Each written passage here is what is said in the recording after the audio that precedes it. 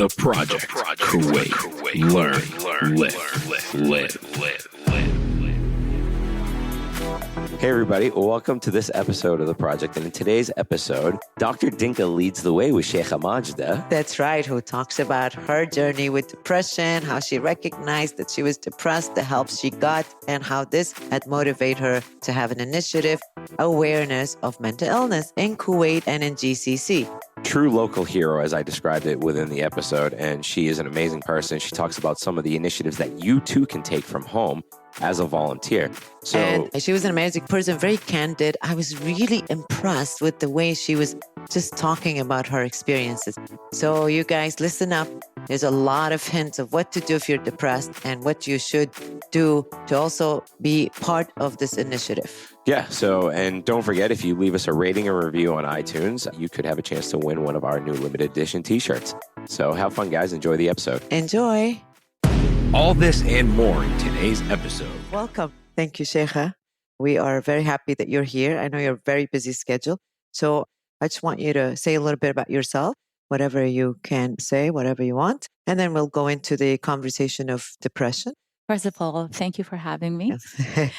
I have been watching you since like 2 or 3 years ago. Oh, wow. Ola told me about you and I was really impressed. I'm still impressed Thank you. with all of the work you're doing. I am Majda Al Sabah. I am a mother, a grandmother, a family person. I started my business way after my kids grew up, a newbie, if you can say, in the world of business. I started my home service salon and it was the first in Kuwait. My sister and I insisted on doing something because all of our kids are grown-ups and we have nothing to do. Yeah, good idea. Yeah, so we started this home service salon and it did really well and we expanded. We started a salon and then from there, social media came up. Snapchat was a big hit, it still is here in Kuwait.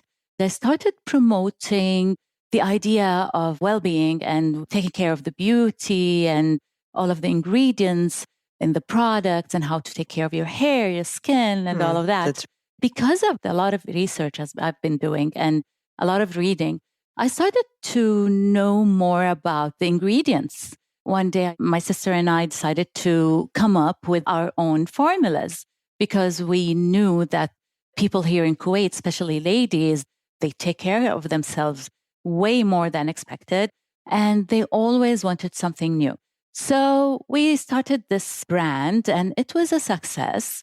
One day Ali and I decided to have a CS campaign, but we didn't know what was it. Okay. So whenever we seek like a path, we find that it is saturated.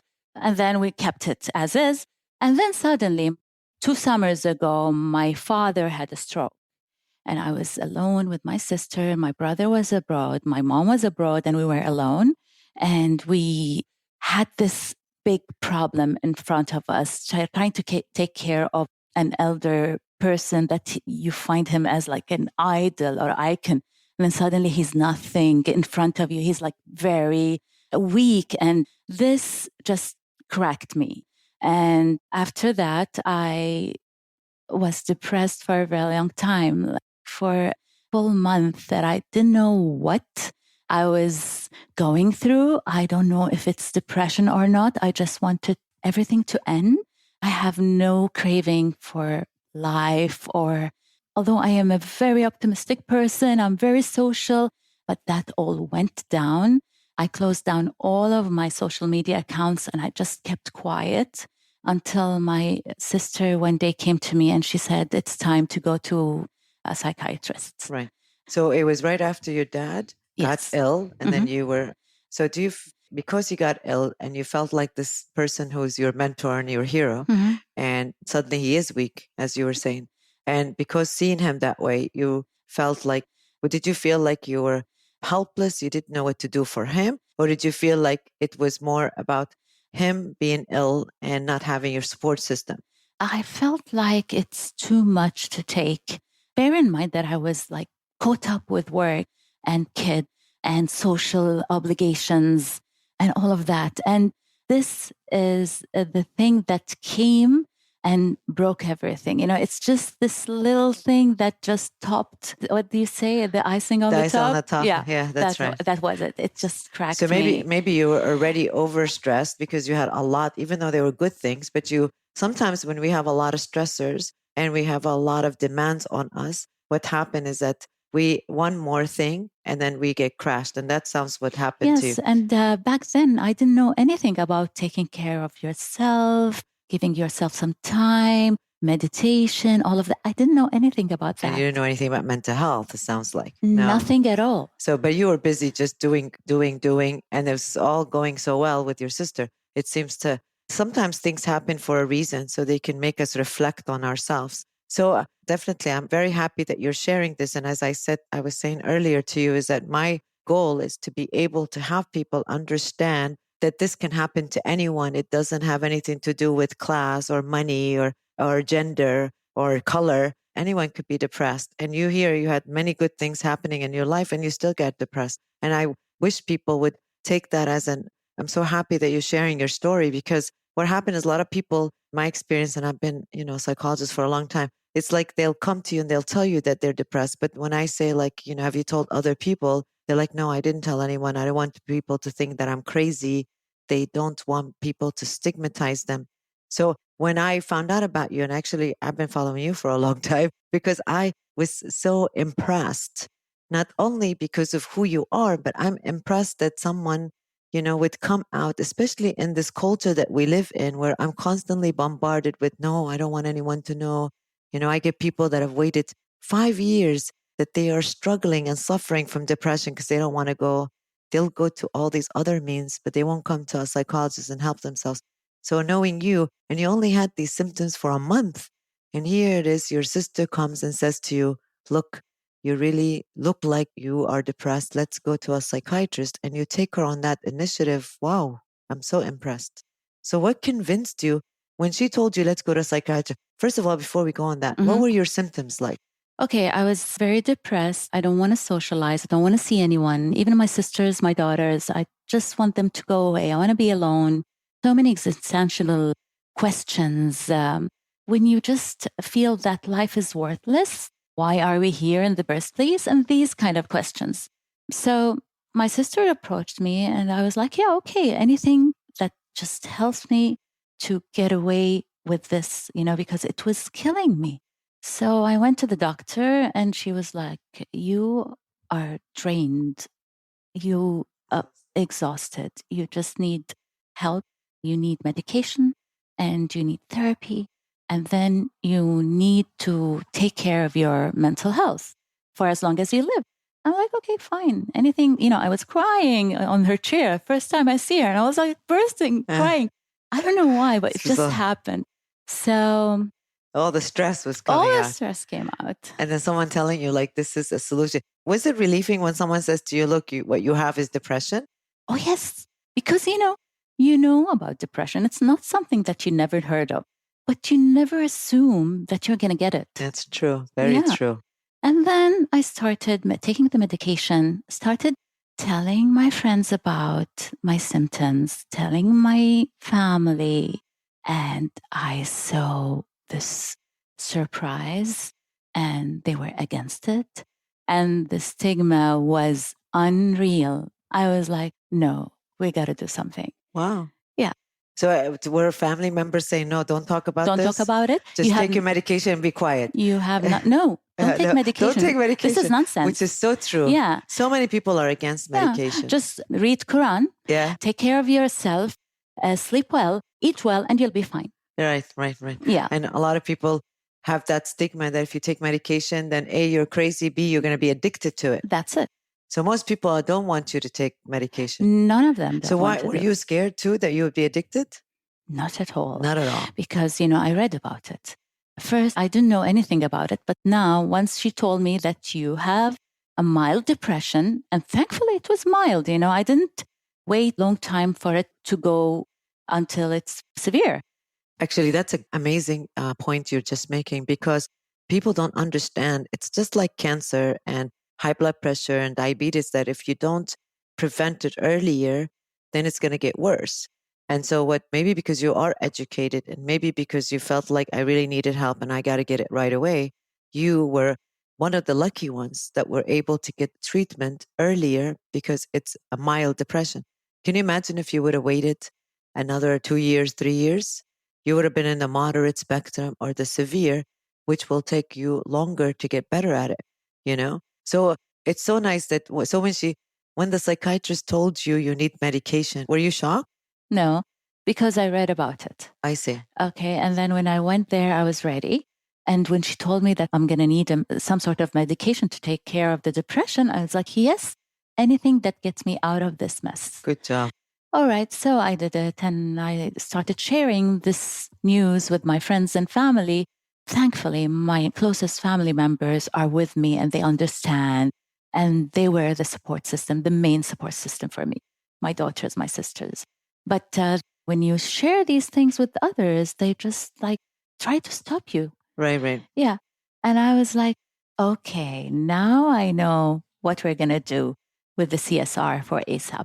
Yes, that's so, right. quick question from my side. Yeah, I'm on the show. Hi, man. Keep it quiet. I've been so quiet. Like, no, you guys got a good jam going on, so I'm not going to jump in. Because two women are dominating. I know, right? Like, women dominate my whole life, so it doesn't matter.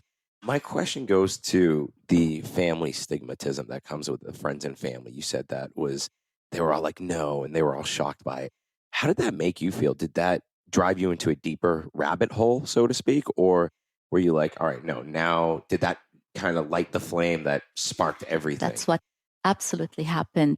It just made me want to make this CSR campaign quicker.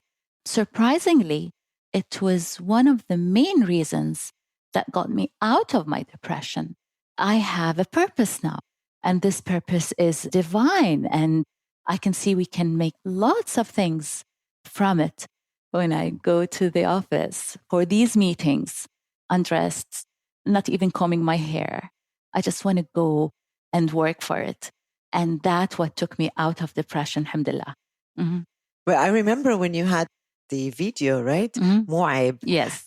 It was amazing. And I know it intashar in the Instagram world. And when I saw it, I was like so impressed that you were able to do that initiative to be able to and you had like really prominent people in it, people that are influential and people that would be followed by others.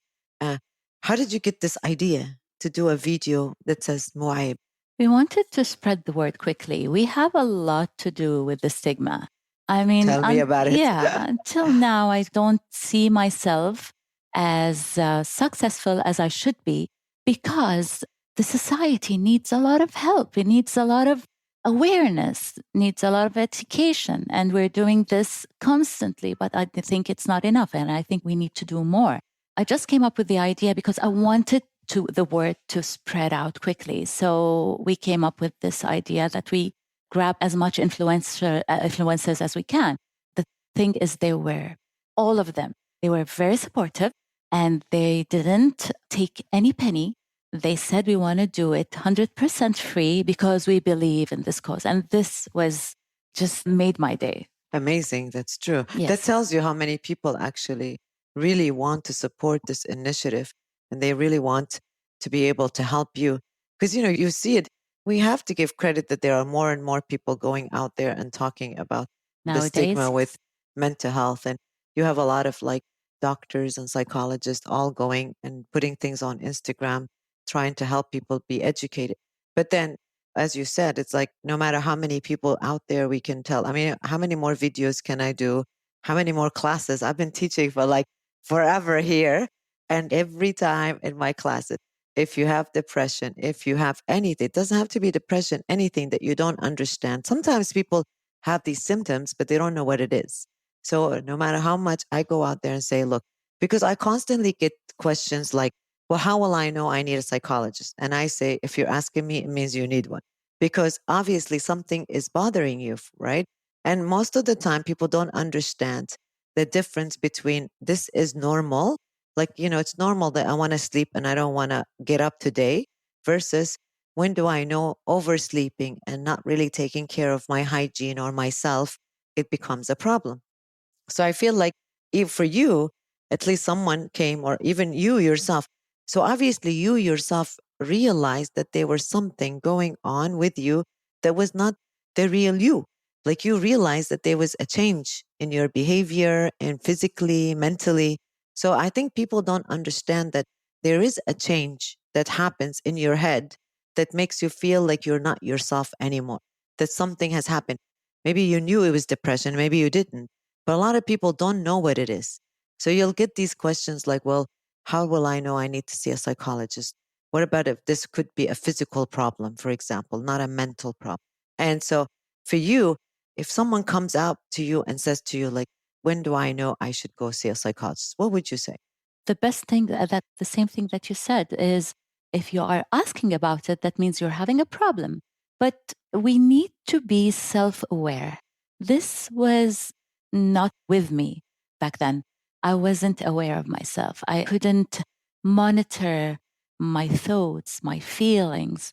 And that was the problem. We need to be aware. Self-awareness is very, very important. Yes. So realizing that there's something different in me that wasn't there 2 years ago, for example. And the other thing is that they were, for you, there was a stressor, your dad's illness, for example. And also because you were doing so many things, you didn't realize that you were stressed, because good things, sometimes we don't understand. When we have good things, we don't think we're stressed. Well, lots of people don't understand that even when you go to good things and projects and businesses, and even if your business is doing well, this is a stress that people don't recognize. So I feel like it's true. A lot of people don't understand that, there is going to be a change, and we have to be aware that this change, regardless if we think it's physical or mental, right? But for you, you also were able to go to the psychiatrist, and the psychiatrist says to you, these are the things you need, and you follow it up. Now, the only obstacle you had is trying to convince some family members why you should take the medication. So you continue taking the medication. You didn't stop. What do you do when people come to you and say, I can't believe you're taking medication? Why are you going out and telling everyone? You will get addicted. No one is going to marry your daughters. You will not be looked up to, and so many things. But, I believe in my cause, and I'm sticking to it.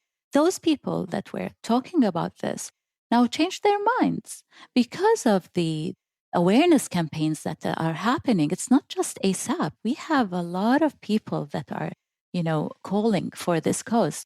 So people are changing, but still, there is a lot of people who needs more education and more awareness. Right. Now, when you came out and said that you have depression, right? And you did it in your initiative. So did you get lots of people sending you messages saying, I can't believe you're saying this? Did you ever get so you opened, at one time you said you closed all your social media, then you opened them up. Yes, I opened it up because Snapchat was the most focal in my situation. I don't even have Snapchat. Because back then it was. I feel like it's a lot of work. Yeah. No, Instagram is I just do Instagram there. and Facebook. That's it. That's enough for me. Jeez. Yeah. So I put my makeup on and I went to this event that I was like always rejecting invitations. But one day I was like, khalas, I'm going to put my makeup on, do my hair. I'm ready to face the world. And I went and saw my friends. I had so much fun, and then came back. I took pictures, and then I came back, and I was like, listen, I was away for 3 months because I was diagnosed with mild depression, and I am still on medication, and there's nothing to be ashamed of. And I encourage anyone who has the same symptoms or who feels that something is wrong with him, seek help. There's nothing wrong with that. And then I got bombarded with messages. Most of them are, oh my God, thank you for saying that. I am on X or Z or whatever medication, but I can't tell anyone. Thank you for bringing this up. And of course, a lot of them also were like, doesn't make sense. You need to go back to prayer. These kind of things, yes. Yeah, just like a lot of times I get people saying, 5 years you're suffering. What did you do? And they're like, I went to pray. I went to religious people and I did all this because my family said, we're not going to a psychiatrist or a psychologist because then there'll be stigma, especially females. The biggest thing, and I really makes me feel sad because you'll have females that will come in that are not married, and they are so worried about not being able to get married if the person finds out that they have depression. I mean, I get questions all the time. Are you going to have my real name in the file? Will it be confidential? Please don't write this. Please don't write that. Living in this part. I mean, when I practiced in the US, most people didn't really, first of all, US is huge and no one really worried about, because they know confidentiality is there. And also no one is going to worry, like, if I went to see a psychologist, how is that going to stop my opportunity of getting married? But in this part of the world, it is real that lots of girls who are suffering from depression or anxiety or any other mental illness, they will not get help because their parents said to them, if you go and someone finds out, he won't marry you. And it's so sad to me, and for you, and even you were saying that people said they're not going to marry your daughters because now they're going to think their mom is crazy, which is not true at all. And it wasn't in your experience, actually. You realize, I mean, did you ever think, oh no, I'm not going to because maybe my daughters will not get married? Of course not. Were you scared? No, ever? Not at all. Plus, your daughters are gorgeous, by the way. So I don't think you'll have a problem. You know what? We should treat it as any physical illness. That's so true. Yeah, you break your bone, you go fix it, then you'll be fine. You have depression or anxiety or whatever, you take medication, you take care of your health, and khalas. I have a question. It's Sure. two-part for both of you. Oh, Since good, I'm so man. quiet. I like this. Hey, I store the good questions. So here's a question. You said you were moderately depressed, right? Mm-hmm. Now, can you describe the difference between moderate, severe, and mild depression? Because I think a lot of people will get confused with which is which and sometimes not seek out help. That's a good question. Yeah, it's true. I mean, in depression, we do have the mild. First of all, there's a screener that we give to people. Like when people come here, I give them a screener and I can tell them that because of the certain questions and the score that they rate. So, I mean, I don't know if the psychiatrist did that, but for us, we do it here. And the idea, so a mild depression, usually it's the duration of time. Like how long have you had these symptoms? So if someone is saying to me, no, for the last 2 weeks, I just have these symptoms. Also, the symptoms that they're struggling with, for example, their sleep pattern, their eating pattern, lack of concentration, memory. So if they're having all these, of course, there's 8 of them, and you're supposed to score a 5. It depends on how severe these symptoms are with the individual, then that we can rate it. Usually when we say that you have depression, and then we say it's mild, because obviously for Sheikha, for example, it was the beginning stages. While for someone else, if they're telling me they've had the depression for 5 years, there definitely can be mild. So how long they've been suffering from the situation makes a difference. I wish, and this is my dream, and maybe Sheikha can help me, is that the more we bring awareness, people can come when it's within that 1 month, for example, within that 2 weeks. I mean, 2 weeks is, I'm very hopeful, but let's say a month, let's say 6 months, if they can come in during that time and get the proper treatment, then we would be able to call most people mild depression. And mild means that you're probably not going to be on a medication for that long. And psychotherapy doesn't have to be that long. And you can just fix it, help it. Now, the only thing people sometimes is like, well, the reason why some people don't want to do medication, it's because they worried about addiction, because there's so many things. You can Google any medication out there. And so I was just having a conversation with a family member yesterday about this. Oh, no, I can't believe you guys describe medication. Medication are addictive. And I'm like, first of all, you don't have a degree. You're not medical doctor. Second of all, this is not even your field. And you cannot be sitting out there making these kind of statements when you're not professional in this. Most of the people that say it's addictive, it's either google.com or because Google doesn't say it's addictive, but they have to put a warning. Somebody, 1 out of 5 might be addicted, for example. I mean, that's even too high. So is there such thing as like a situational depression? There's definitely. Like where it's like a week or it's like 3 days or 4 days. That's right. Like how could someone that's listening to the show tell between, the difference of, oh, I'm depressed because, my dog ran away versus someone that's severely depressed or depressed for how long? Like, well, there's a huge difference between sadness and depression. Yeah, it's about the situation. Once you are in a bad situation, then you will be sad and you'll be frustrated, and that's totally normal. But once you have these feelings without any reason, then this is depression. Correct me if I'm very, wrong. very true. And the idea is that situational, usually it's a situation that has contributed to this sense of stress. The situation doesn't have to be bad. Like I've seen people that just got married and they're here. And then they're thinking, oh my God, is it because I made the wrong decision of marrying this person? And it's not true. Anytime there's a transition, it could be a bad thing, a good thing, then we call it a situational depression because there is some sort of an event that happened that caused you distress. And most of the time, people will say, I mean, you don't have to be sad to be depressed, but you can lose interest. They have to be one of them, losing interest in activity or sad.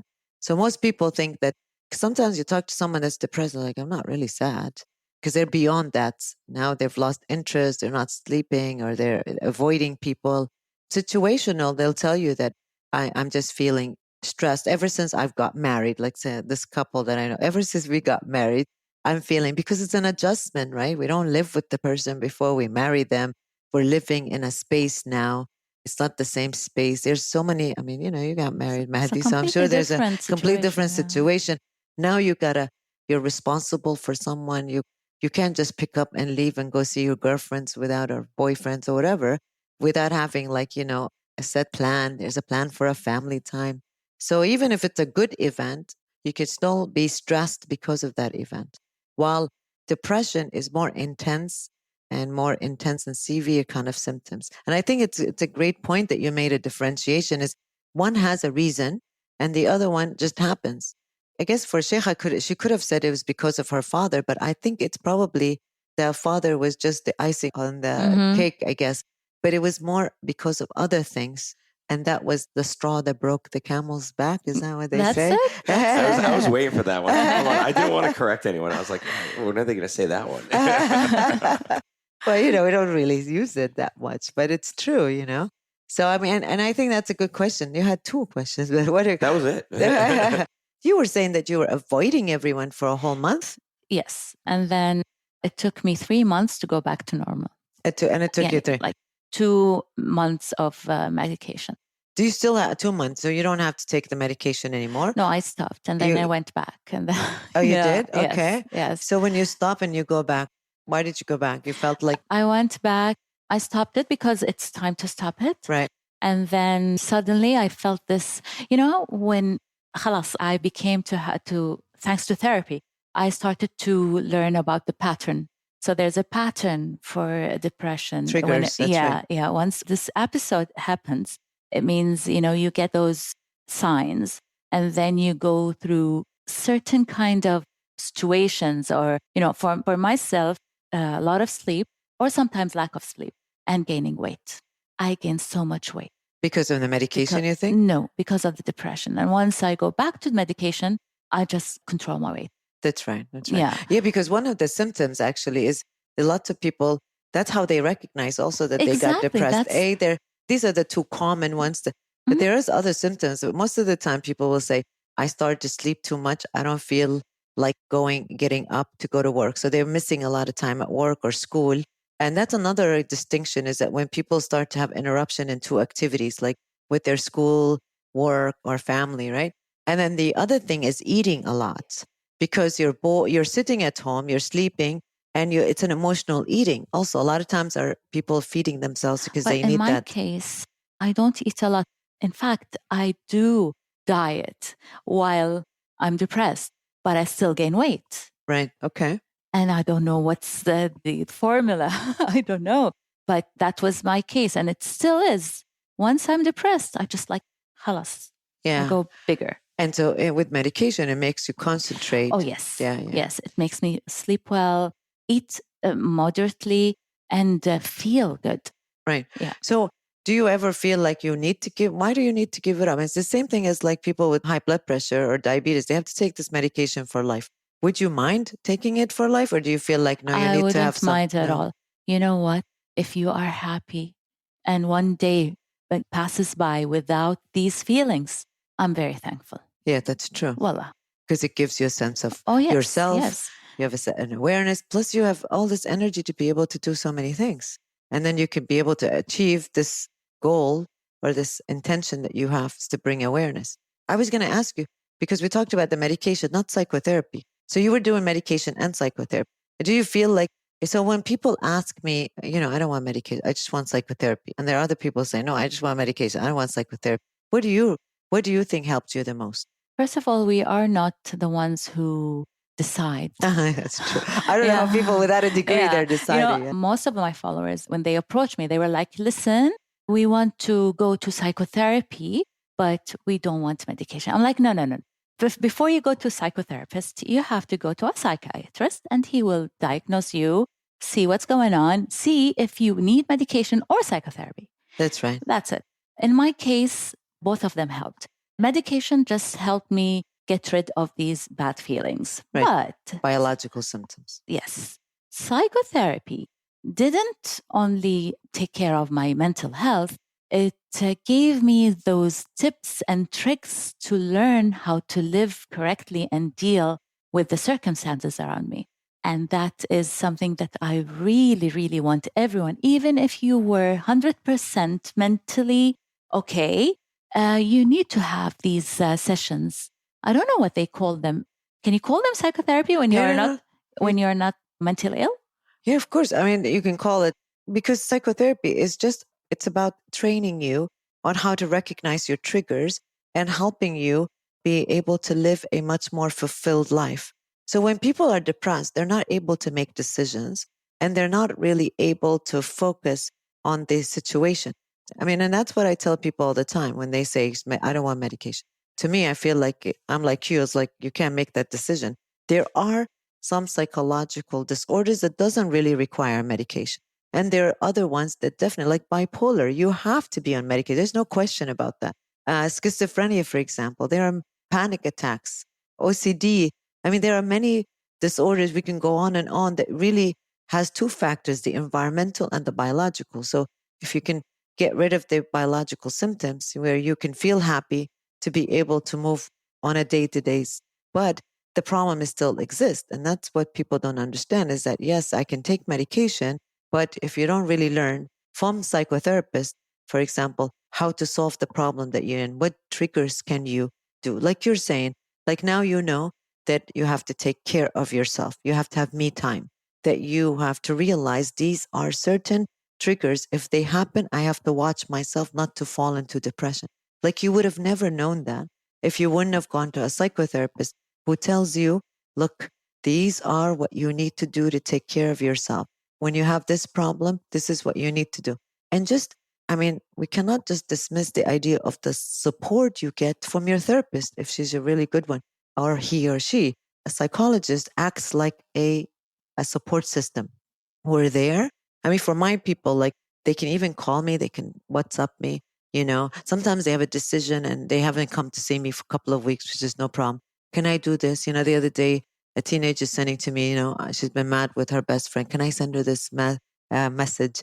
Can I send her this letter? She sends it to me. And it makes me happy because what they're doing is they're looking at me as their support system, because there are people that are coming to me that their family does not know. And they're doing it in secret because of the same thing we've talked about.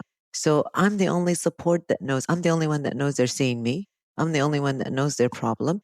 And I'm the only one that could be there to help them so they can continue coming to psychotherapy. Because, if support system is number one reason that makes people feel better, I think it's true.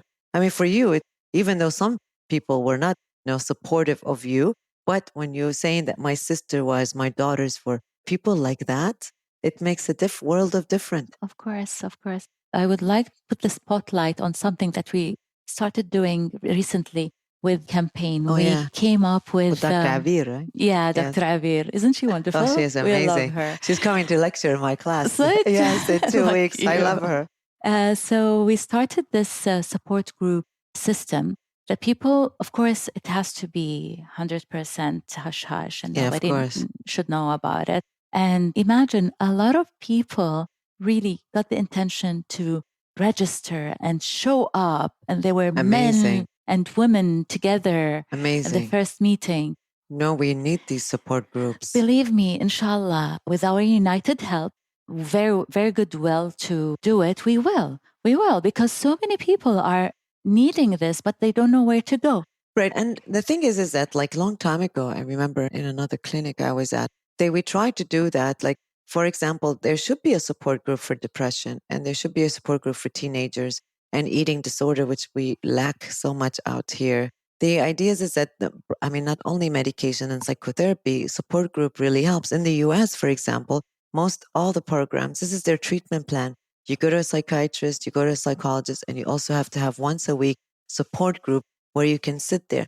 I mean, we have support groups for widows, we have support group for divorces, we have support group because obviously research says this is the most important aspect of treatment.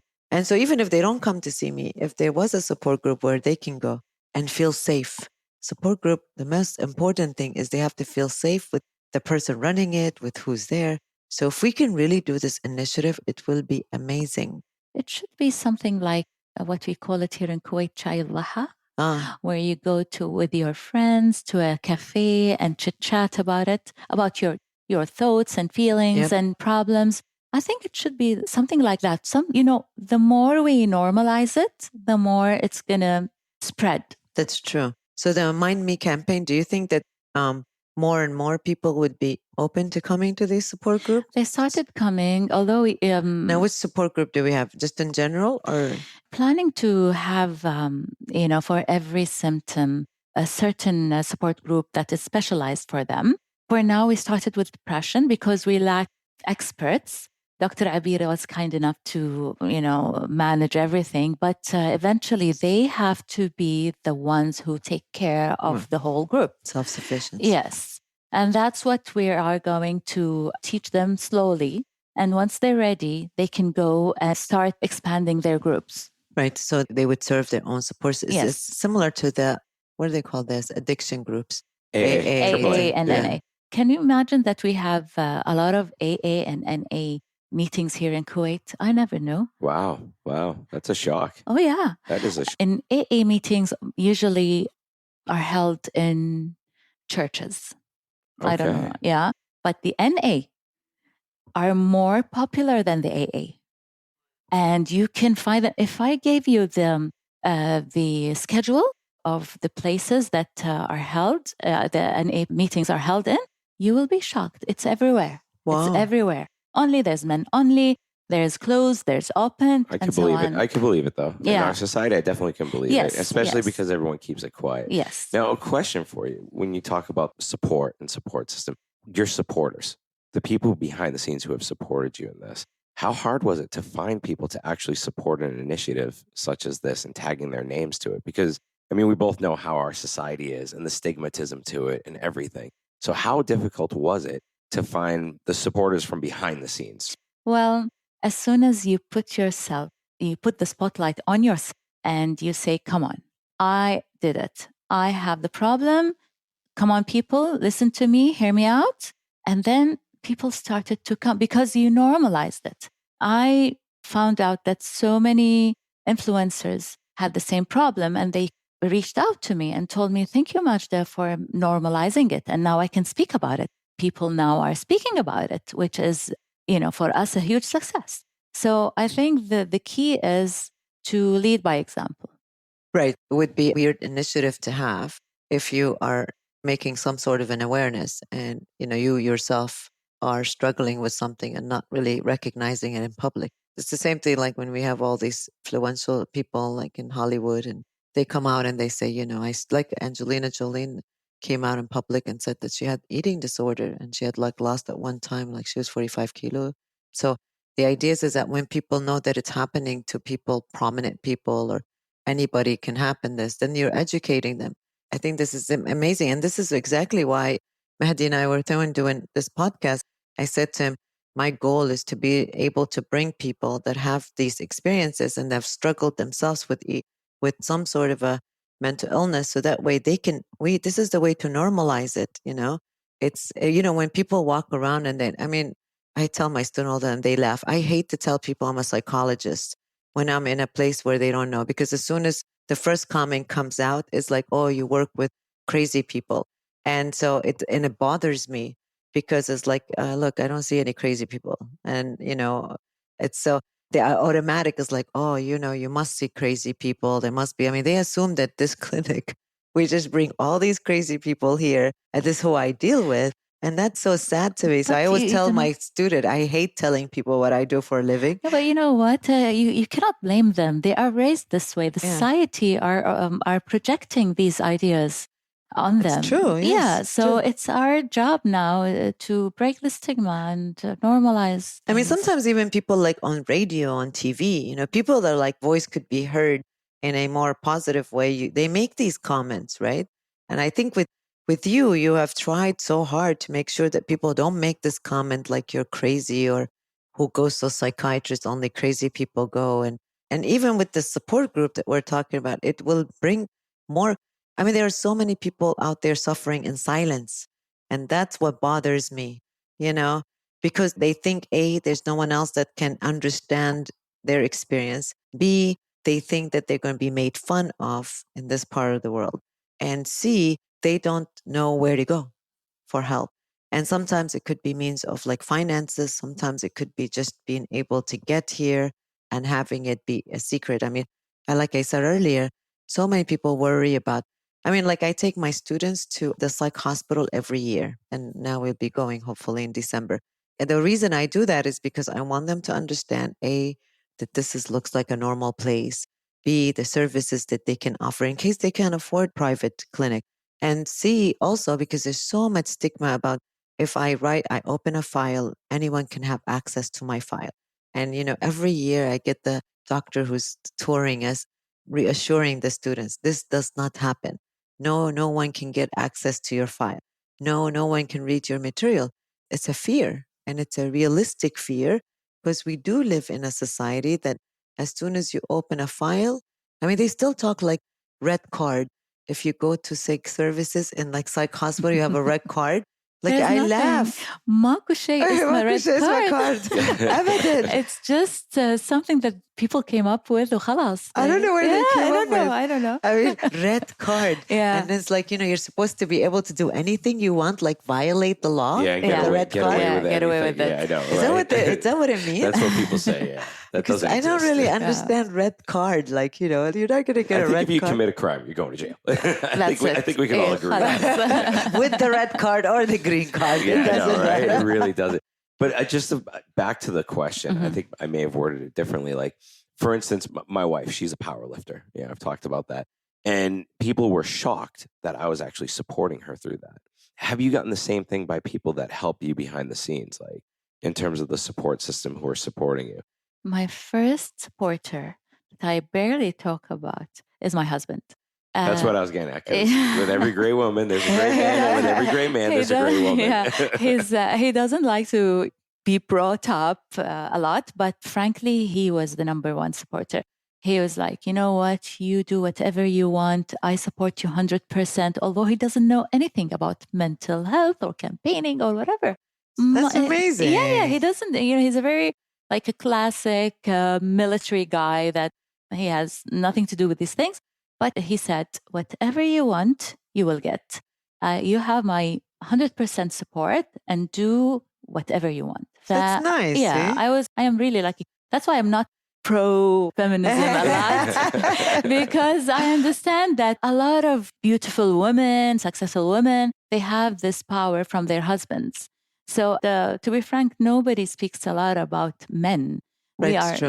We are speaking about women more. Doesn't that make a world of difference when you have your husband saying, look, you, whatever it takes for you to get better, I'll support you. I mean, just hearing him, even though physically he might not do anything or he doesn't know anything about depression per se, but also hearing those words, that makes you feel so good. Makes me feel grounded. Yes. And safe. Yes. Because then you couldn't do the things you can do if he didn't support you. Because then you would have a lot of struggle in the family. Him saying, don't go out there and tell everyone. You're saying, this is what my calling is. And it would have been a struggle. So can you imagine these other women and men? Relax, I see men here that do not. I just saw one last week. I said, because I'm really big on support system. I think you can't do anything without your support. I don't care who it is. You need somebody. I said, well, your wife sounds like you guys have a good relation, which they do. He's like, no, I can't tell her. And I'm like, why? And he's like, no, if she finds out, يمكن أطيح من عينها, I might, what's طيح من عينها in English? يمكن she will not respect me as much or see me as heba, like a big thing. And I said, that's not true. I think that when you love someone truly, they should be able to support you even if they don't understand. He's like, no, I don't want her. Okay, no family. And this is a guy, right? His family doesn't know. His wife doesn't know. And I'm like, well, you got to pick somebody beside me because I can't be supporting you all the time, right? And we couldn't even come up with one name because he's refusing to tell the wife because he's worried that she will not see him as strong. We will change this mindset very soon. I hope. I am depending on you. Inshallah. It would be nice for men to actually come out. Because I'm a man who says there is no shame in showing your emotions. I wear my emotions on my sleeve. Dr. Dinkin knows that better than anybody. And here, I mean, our society, للأسف, is just, it's so 1920s. As a man, we can't show our emotions. It's always like, don't show your emotions. Don't do this. Your wife shouldn't be doing this or your wife shouldn't be doing that. And for me, it's like, no, I don't care. My wife's going to do what she wants to do as long as I support her, if it's bettering society. I think that's the most important thing. And see, see how you were supporting Hey, and she was able to reach her target or even more. And the same thing with you is like, when you're emotional, Hey doesn't say, oh, don't cry like a sissy. No, you're not strong enough. It kills me. Like, you get these little boys that's like 5 or 6 years old. He's just crying. And he's 5 or 6. Yeah. And then I get these people saying, I don't want my boy to cry. He's going to be a sissy witty. Or he's you're going to hold your emotions in and fight with kids and whatever. And then we wonder why men cannot express their emotions. I tell my son all the time, like, DJ, cry, get it out, buddy. Tell me why you're crying. That's okay. It's okay to be upset because it is. That's life. And this is what we need more and more parents, because if we can encourage expression of feelings, then we wouldn't have them all pile them up until they're like 30 and 40 and 50. And then it turns out to be, it either goes into depression or they go into panic attacks. A lot of panic attacks happen and anxiety because they are so much repressed. Especially with men. Yeah. Oh, yeah. Yes, Especially exactly with men. Because, there's so much pressure on them. That's true. Because they're not supposed to express. At least for us, when we have a bad thing, we call our girlfriends and go out for coffee. And we can cry it out. Yeah, that's right. Anytime, anywhere. Right. We are women. We can't cry. We can cry. But men, poor thing, they can't cry. So can you imagine how many of them are suffering from depression? Yeah, that's why suicide and that's why a suicide is higher with men, right? And they tend to attempt more. They succeed more because they'll use lethal weapons, and you'll use, a female, she can think about it. She can tell her friends, maybe, go into a milder way of expressing it. But the idea is that men, I was just teaching a class on sexism. It's about gender identity and all that. And I was like saying, I really feel bad for men because from the beginning, if he doesn't fight, we say that he's not strong. You got to fight. You got to defend yourself. Don't cry. You're the man of the house. He's 8 years old and we're saying, you're a man of the house. What's he man of the house? And that's why I feel really sorry. I always stand by men against women, because at least women, they have the support they need and they have all of the tools to vent, but men, they can't. That's very true. Yes. That's true. Now, one last question, and I promise we wouldn't be too long with you. I know. It's always a pleasure, my dear. It's so much fun. And this is such a great cause, actually. I'm so happy you're here. True local hero, by the way. Oh, yeah, thank you.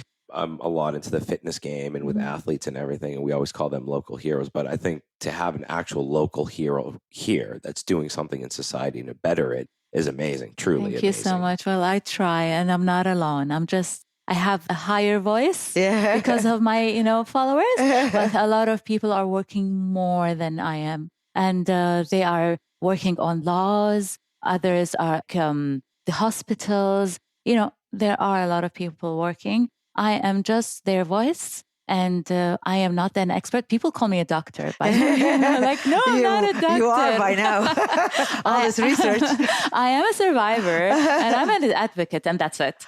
But a lot of people are working with me in this cause, and we cannot neglect. And what I love about you is like you're very resourceful. Like you when you realize this is what your calling is that you developed the ASAP, right? And then you started really connecting to local people in the field, for example. You are very well connected. You did something with the psych hospital. Like because it seems to me like you know that you need all these individuals to put this. I mean, Of it takes a course. village, isn't that what Hillary said? Yeah, we can't do it alone. And I think you can't do it alone. And the more we put our hands together, the quicker we'll get to our goal. Right, very true. And the more you've got people in society that are in the medical field or more psychotherapy. Now, ASAP, how did you come up with the name? Well, it was a home service thing back then. Okay. So we want to finish our services very quick. So we called it ASAP. And people knew us by the name ASAP. And then, khalas, we didn't change it. And then you continue to use it, ASAP, which is like, that's nice. Very quick service. That's pretty smart because you already had the following established. You already had the name established. That's pretty smart. That's good marketing. Yes, that's really good marketing. We cannot change the name. So you cannot change the name. And then you start using it to advocate more for mental health. Yes. So that is very smart, actually. Because part of the revenue of ASAP, the sales of ASAP products goes to the initiative. Yeah, so that makes sense. Yeah, that makes so much sense. And so you wanted to just keep it. Yes. Oh, I see. So what are you working on next? What's next? What should people look for? Oh, okay. A lot of things happening next. First of all, for the products, we are starting to get more calls from guys who wanted their own products. So we are starting products for men. Good. Yeah. Because there isn't a lot of product for men. Yes, there isn't. Especially Kuwaiti or Khaliji. And I think we will have good consumer because most of the time they think women are the consumers. But I think men can be here in this part. Men, ASAPers, the men are a lot. Oh, good. Yes. And in terms, and for the initiative, what are we going to do next? Yes, we are continuing with the support groups. Good. We I want wish to you would send me this. some information. Of course, please. Of course. And maybe if you have any volunteers that are my students would love to volunteer. Oh, please do. I get asked all the time. Okay, great. So what age should they be? Can my son volunteer? He's 14. Dr. Abir will take care of this because she has all the control. Okay, I'll see her. I'll ask. Yes. The support group, trying to get them expanded as much as we can. Inshallah, the ASAP initiative. We just launched today, actually, a planner that helps you control your mood, satisfaction, and goal setting. It is very, very resourceful. It's all in Arabic. I'm so sorry. Because we have a lot of planners in English, but to have a planner that has so many things catered for the Arabs, I'll have Mahdi. You will translate for me. Yeah. Yes. It's very easy. It's very easy. It's I not can that. speak Arabic, but I can't read or write it. Isn't that funny? So this planner is, inshallah, is going to do really good because it is very helpful. It helped me organize my life, organize my feelings, goal setting, trying to reach two goals on a daily basis. See, this is so important. Yes. A planner that they can organize. See, organization makes so much time management. Absolutely. Oh my God, this is amazing. Real quick. So how would one go about signing up to volunteer and help out with the initiative? Like what are some of the steps? Because we have listeners. I mean, I know a lot of our listeners personally, and some of them they get into things like this and they get into volunteering in the society. How could they go about signing up? Well, they have to reach Dr. Abir because she's the expert and she will set the boundaries and the targeted personnels that we're reaching for. And we'll take it from there. So Dr. Abir is the one who's... So I'll contact her. Can she, is she on Instagram? Is she on like any major channels? Oh, yes, I she's think on Instagram. We need to bring her here. I was just going to say that. I was going to say we have to bring her on the show. Your listeners will so benefit from her. Yeah, she's amazing. Yes, actually. she is. She started Mind Me campaign, and we have done several things with her at AUK, actually. Okay. And actually, she's a regular lecturer in my abnormal psychology. So why aren't we bringing her on? I know. She will be the next one for sure. Yeah, she'll be the next one. Yes. No, I tried to ask her, but she's a very, very busy woman. So we'll see. I barely can get her to come to my class. But hopefully, I promise our listeners she will be. But I can message her and see how she wants to volunteer. That would be great. Actually, at AUK, we probably have a lot of students that would like to do their hours also. So that's nice. Plus, she'll be a great supervision for them, to be honest, for the psychology interested people. Maybe she can train them to taking care of our support groups. I think it would be amazing. Yes. Because then students that have background in psychology. Of course, to be like facilitators, That's for very example. true. Very true. When do the support groups take place? Like, how can people gain more information? Is that all on the Instagram or? They've already started, right? We started and we stopped the applications because we are overbooked. Oh, wow. Yes, we are doing it twice a week. They have group, and inshallah, once they're ready to go on by their own, they will be handed up, and then we will start again. And it's a free of charge? Free of charge. Oh, okay. Yes. So the process is to go online. I mean, right now you're stopping, but We're when stopping. you open the application process, you go to the link. the link is where? We took it out of our bio Okay. now, But it's in your bio for it ASAP. was on our bio, and you just register and you ask some questions, and then you get agreed on to go, because some of them are not capable to go to the support groups if they are having severe mental illness. Of course. Yes, And we this is cannot mainly handle for- them. So this is mainly for depression now. And for more functioning individuals. Yes, and for the ones who are already taking medication or seeking help. Yes. Or, yeah. So they're already in recovery. Yes. In a way, that's how we Yes. could say it. Yeah. And so they're not for people that are like more extreme or more severe. But severe depression, they might still be functioning if they're on medication. Of course, but the thing But is, it can be psychosis. That's what you're saying. exactly, I see. and it is not a way to treat their illness. It is just a support group. That's it is not group therapy. No, it is a support group, and people are, They talk about their stories. Yes, They can seek support within each other. For example, you also have someone that is like, what do they call them? Like sponsor. A sponsor. Like a sponsor. Yeah. Yes. I haven't been to AA, but I know a lot about it. No, we watch a lot of movies. I know We I know a lot about it thanks to Dr. Dinka. I took a class with her. Yeah. So the idea is that they won't have sponsor with depression group, but they would at least be able to have somebody to Well, you could have support like a them. buddy, right? Yes. Like It is an Someone- open society where you can exchange numbers and, do exercises together. That we do yoga together, breathing, and then we speak about things and, these kind of, Yes, you true. have to attend the next I time. have to. Yeah. Yes, I would like to Inshallah, actually. I'll let you know. Yeah, that would be amazing. But this is really amazing service because then, and it's free of charge. Free of charge. So yes. people can't complain. No, I can't afford Yeah, it's free of paying charge. and I can't do this. It's different location, but is it at the hospital itself? We No. cannot. We cannot tell you about tell the you where location. it is. Yes, it's disclosed. Really? That's Yes. nice. Oh, that's pretty cool. She'll tell Yeah. me though. So I can come. No, but this is really, really great idea. So I'm so happy with all these initiatives. And I know that you are always booked because you're always going to talk about the initiative. And so that's amazing that you put yourself. And I know you've got major things. You've got girls, but your girls are all grown up now, right? Yes. My daughter's wedding is next month. Yeah, that's so right. We're overwhelmed with all the preparations. Wow, next month. Next And month. it's here in Kuwait? Yes. Oh my God, congratulations. Thank you. I can't believe you're a grandma. You do not look like a grandma. Not at all. Can you imagine she Not said at all. grandma? Yeah. I mean, earlier, she thought we forgot about it. Well, I just got married soon, very young. It sounds like you got married when you were very No, small. 17. Wow, it's 17. I was going to say 14. No, 17. But you look amazing. Thank you. It's all about taking care of my physical health and my mental health. That's it. That's very the true. key. And that That's is the key. Yeah.